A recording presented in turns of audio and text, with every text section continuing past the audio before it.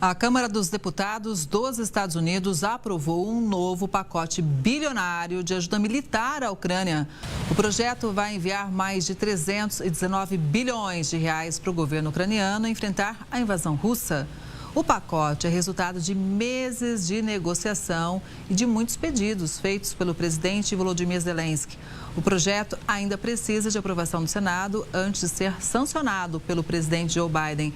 Os parlamentares aprovaram também uma nova ajuda militar para Israel em guerra com o grupo terrorista Hamas. O dinheiro será usado para reforçar o escudo antimísseis israelense, conhecido como Domo de Ferro, inclusive tecnologia cedida pelos Estados Unidos. Quem chega para analisar esse e outros assuntos internacionais é o Vitélio Brussolin, que é professor de Relações Internacionais da Universidade Federal Fluminense e pesquisador de Harvard. Vitélio, boa tarde. É sempre bom contar com a sua análise aqui no Conexão Record News. Esse pacote saiu, inclusive com aprovação ali, maioria, obviamente, Joe Biden deve sancionar, mas minha pergunta é a seguinte para você. Esse pacote não saiu só pelos pedidos de Zelensky, que vem aí reforçando esses pedidos quase que todo dia. Na sua avaliação, por que esse pacote de ajuda saiu neste momento? Boa tarde mais uma vez. Boa tarde, Kelly. Boa tarde a todos. Prazer conversar com vocês.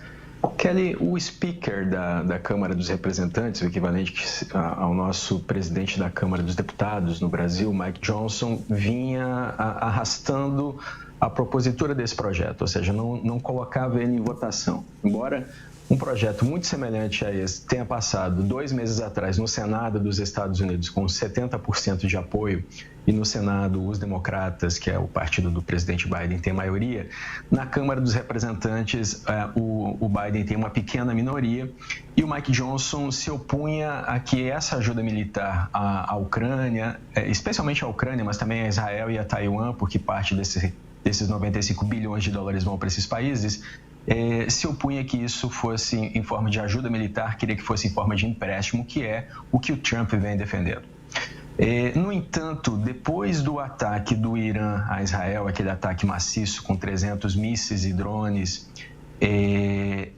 a pressão sobre o Mike Johnson aumentou. Já havia muita pressão, inclusive dentro do Partido dos Republicanos, muitos eram favoráveis ao apoio à Ucrânia, inclusive o projeto passou com larga maioria, mas depois do ataque do Irã a Israel, os Estados Unidos, a pressão dentro dos Estados Unidos aumentou porque os Estados Unidos são o maior aliado de Israel há muito tempo. Desde 1948, os Estados Unidos transferiram 260 bilhões de dólares a Israel.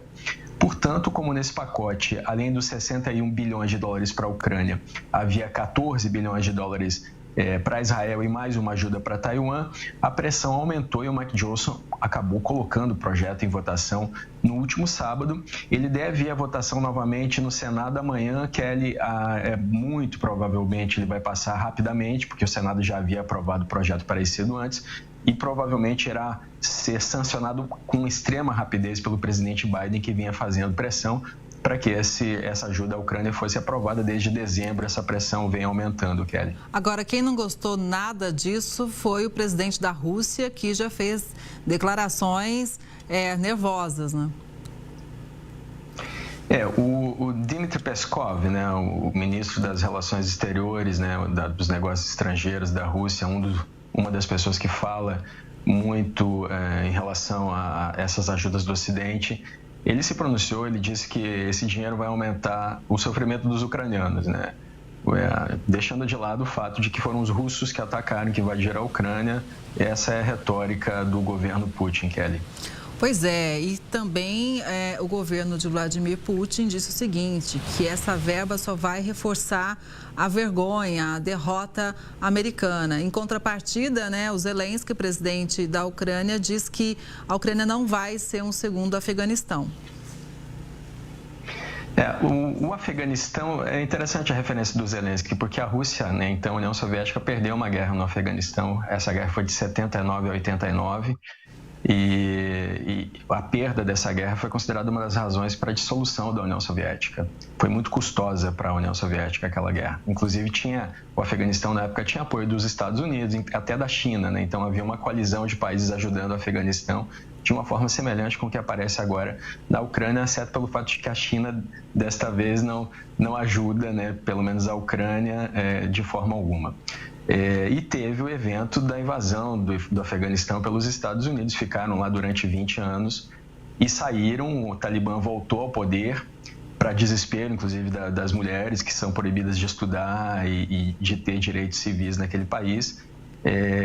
Então, embora os Estados Unidos tenham vencido aquela guerra militarmente, perderam a guerra politicamente.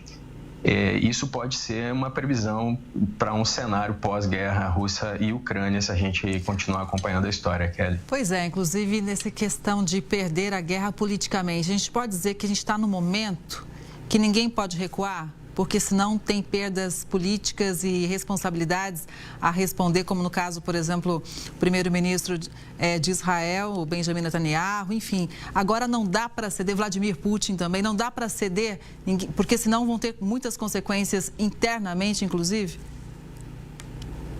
Esses líderes, né, o Putin, o Netanyahu, se eles desistirem, se eles forem derrubados ou caírem do poder, o pescoço deles está em risco, né? O Netanyahu deve responder dentro de Israel e também ser acusado por crimes de guerra fora de Israel.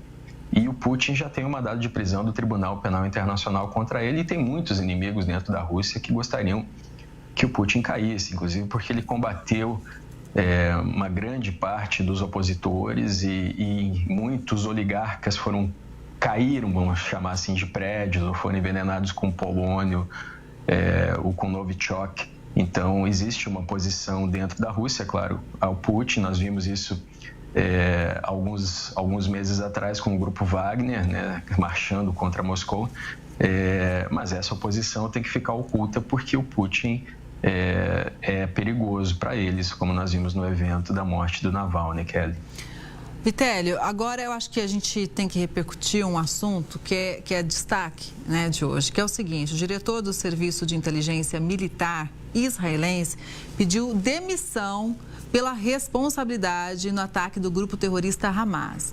O general Aron Aliva é o primeiro oficial do alto escalão a renunciar ao cargo pelas falhas de segurança que permitiram o ataque sem precedentes lá em 7 de outubro. Num comunicado, o general informou que vai deixar o Exército após a nomeação do sucessor. Ele também disse que vai carregar para sempre a terrível dor da guerra. Na carta, o general ainda pediu uma investigação sobre os fatores e circunstâncias que levaram ao ataque. Eu acho que esse ponto é interessante da gente analisar e pontuar aqui, Vitélio, porque havia realmente alguns alertas sobre esse ataque, sobre uma movimentação diferenciada do Hamas ali na faixa de Gaza e que teria sido ignorada ou não recebido a atenção devida por parte de Israel. É verdade. Esse general, já em outubro, Kelly, ele já havia feito uma meia-culpa por causa desses eventos. Havia imagens, foram vazadas imagens do Hamas treinando, inclusive com aqueles parapentes, né? E treinando a invasão de casas, como acabaram acontecendo no atentado de 7 de outubro. O general, então, ele já havia deixado claro que ele iria renunciar. Isso não aconteceu antes por conta da guerra em Gaza, né? Então, ele ainda, inclusive agora, depois da renúncia, ele ainda continua no cargo até que seja substituído. Outros comandantes, outras pessoas públicas em Israel renunciarão com toda certeza, serão responsabilizados.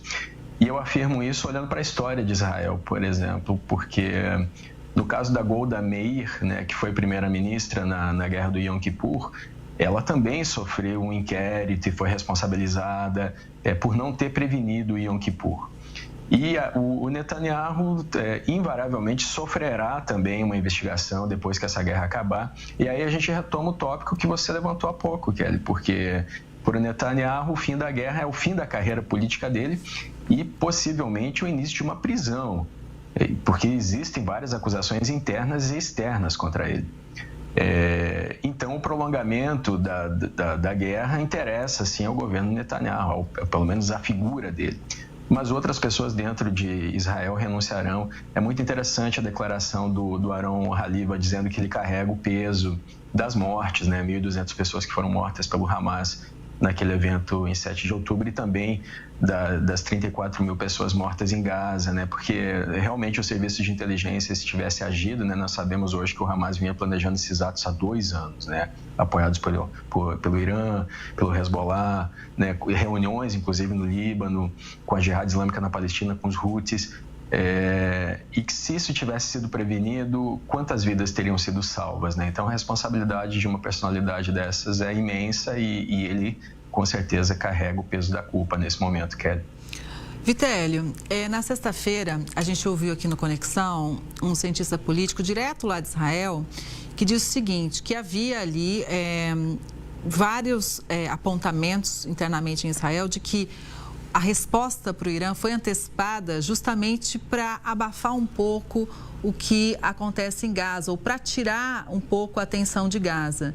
O que a gente pode dizer sobre o atual momento lá na faixa de Gaza? Porque a impressão é que a ajuda humanitária está chegando de uma forma melhor do que acontecia no passado e também há uma redução de tropas israelenses, não é?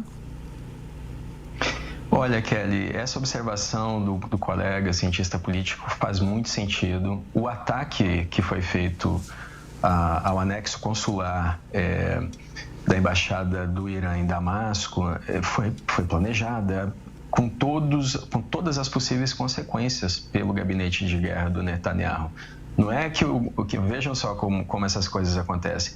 Quando se faz um ataque desses, é feita uma projeção de cenários, quais são as possíveis consequências, inclusive políticas, o que isso pode ocasionar, qual é a possível resposta do oponente. Então, quando Israel atacou, era esperado que o Irã iria revidar, como revidou, mas também era esperado um estreitamento das relações com os Estados Unidos, como de fato aconteceu. E isso não sou eu que digo, é o ministro da Defesa de Israel, Gallant, que depois de conversar com o secretário de Estado dos Estados Unidos, o Antony Blinken, disse que os laços entre Israel e Estados Unidos nunca foram tão próximos. Os Estados Unidos, de fato, atuaram na defesa de Israel, juntamente com a Arábia Saudita e Jordânia, e também com o apoio dos Emirados Árabes Unidos, ou seja, países árabes, né? O que os Estados Unidos não querem é que Israel vá para uma ofensiva em território iraniano nesse momento. Mas houve um apoio do Biden aberto ao Netanyahu, embora o Biden antes estivesse criticando publicamente o Netanyahu, o governo de Israel e não o Estado de Israel em si.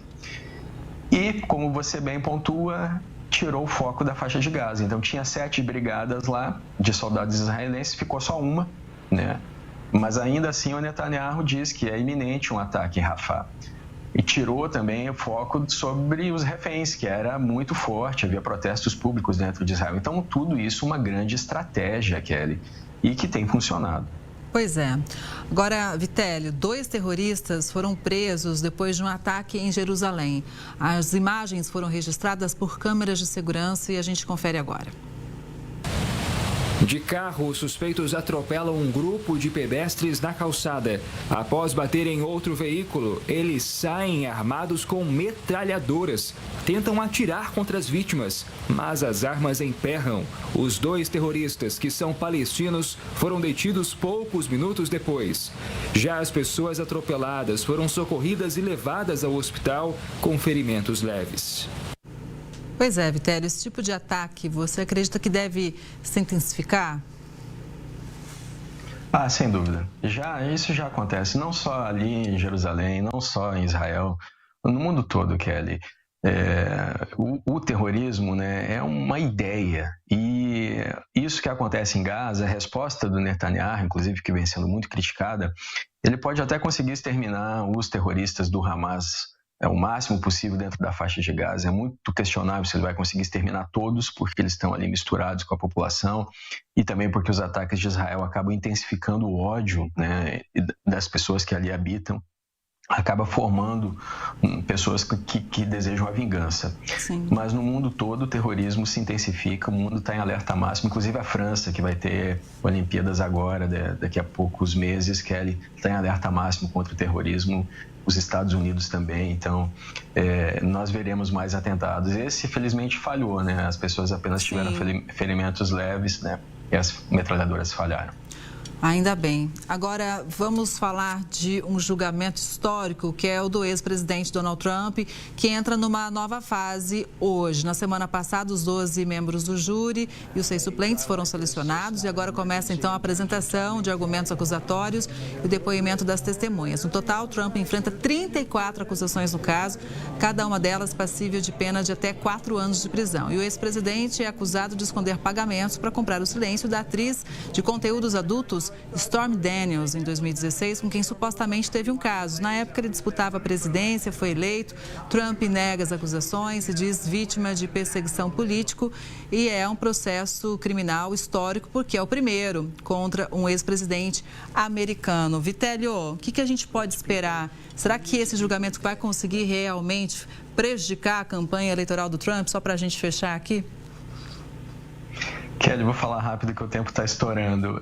Só para as pessoas entenderem, esse processo é porque ele teria feito uma maquiagem fiscal. Ele pagou $130 mil, teria pago, né, para essa atriz pornô, para ela não contar sobre o caso na véspera das eleições de 2016, mas esse dinheiro ele pagou para o advogado dele e o advogado repassou para ela. E isso, porque afetava as eleições de 2016, é considerado fraude nas eleições. Então, é essa a acusação principal. Ele tem mais 4 processos, ele tem 4 processos criminais, né? Esse mais 3. Os outros 3 não vão entrar em pauta até 5 de novembro nas eleições. Esse pode prejudicar, sim, a imagem dele, Kelly, mas é muito difícil fazer a associação desse pagamento para a atriz com as eleições. Então, é difícil fazer a prova de que isso foi relacionado às eleições. Então, embora sofra publicamente com o processo, o presidente dificilmente vai ser condenado de forma que atrapalhe as eleições e mesmo que seja condenado, ele ainda pode ser candidato dentro dos Estados Unidos, Kelly. Pois é. A única coisa é que ele fica preso, ele tem que ir lá participar presencialmente, né, das sessões. Então, isso dificulta um pouco a agenda de viagem pelo país. Os advogados tentam reverter isso, Vitélio, mas até agora não conseguiram. E fica a pergunta também, como é que seria caso o Trump voltasse ao poder, não é verdade? Porque ele tinha posições muito diversas do Biden em relação, por exemplo, à OTAN. Tudo isso, é claro, que a gente vai seguir acompanhando, contando com a sua análise, ou seja, o mundo passa por um período complicado, ainda bem que tem vocês que nos ajudam a compreender melhor. Uma boa tarde para você, até a próxima. Obrigado, contem sempre conosco. Um abraço a todos. Obrigada.